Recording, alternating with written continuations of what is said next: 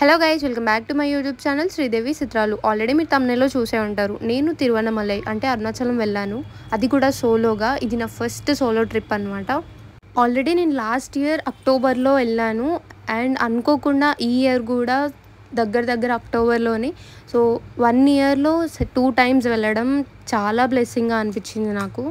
ఈసారి కూడా దర్శనం చాలా బాగా జరిగింది నాకైతే. లిటరల్లీ 24 అవర్స్లో 3 సార్లు ఆ శివయ్యని అయితే దర్శించుకోవడం జరిగింది.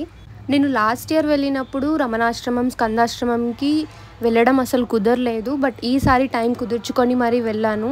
లిటరల్లీ నాకు చాలా పీస్ఫుల్గా అనిపించింది. ప్రతి ఒక్కరు గిరి ప్రదక్షిణ ఎంత ఇంపార్టెంట్ అని భావిస్తారో ఈ 2 ఆశ్రమాలు కూడా ఖచ్చితంగా విజిట్ చేయాలి. అక్కడ మెడిటేషన్ చేసినప్పుడు నాకు నిజంగా ఎవరో నన్ను అబ్జర్వ్ చేస్తున్నట్టు ఎంతో ప్రశాంతంగా అనిపించింది. ఖచ్చితంగా మీరు కూడా విజిట్ చేయండి. నాకే తెలియకుండా నేను అక్కడ 5 to 6 అవర్స్ స్పెండ్ చేశాను. ఖచ్చితంగా మీరు మాత్రం ఈసారి వెళ్తే మిస్ చేసుకోకండి. ఇంకా ఆల్రెడీ లాస్ట్ నా వీడియోస్లో చూస్తుంటే గిరి ప్రదక్షిణ అనేది మిడ్ నైట్లో స్టార్ట్ చేస్తే చాలా బెటర్. మనతో పాటు చాలామంది ఉంటారు గిరి ప్రదక్షిణ చేయడానికి. ఆల్మోస్ట్ 12కి 11కి కూడా స్టార్ట్ చేసిన వాళ్ళు కూడా ఉంటారు. సో ఎటువంటి భయం లేకుండా వెళ్ళి మనం గిరి ప్రదక్షిణ స్టార్ట్ చేసేసుకోవచ్చు. నాకు 4 to 5 అవర్స్ పట్టింది గిరి ప్రదక్షిణకి. అండ్ నెక్స్ట్ ఎర్లీ మార్నింగ్ మళ్ళీ ఫ్రెష్ అయిపోయి టెంపుల్కి అయితే నేను స్టార్ట్ అయిపోయాను. ఇంకా మనం గిరి ప్రదక్షిణ అనేది రాజగోపురం దగ్గర కొబ్బరికాయ కొట్టి హారతి వెలిగించి మనం స్టార్ట్ చేసుకోవాలి. ఇంకా కొండ చుట్టూ 14 కిలోమీటర్లు చెప్పులు లేకుండా నడవాలన్నమాట. ఈ గిరి ప్రదక్షిణ చేసేటప్పుడు మనం 10 లింగాలను అయితే దర్శించుకోవచ్చు. దానిలో మొదటిది ఇంద్రలింగం, అగ్నిలింగం, యమలింగం, నైరుతి లింగం, సూర్యలింగం, వరుణలింగం, వాయులింగం, చంద్రలింగం, కుబేరలింగం, చివరిగా ఈశాన్యలింగం. ఇవన్నీ కంప్లీట్ చేసుకోగానే మనం మళ్ళీ రాజగోపురం దగ్గరికి అయితే వచ్చేస్తాం. కుబేరలింగాన్ని దర్శించుకునే ముందు మనకి మోక్ష మార్గం అనేది వస్తుంది.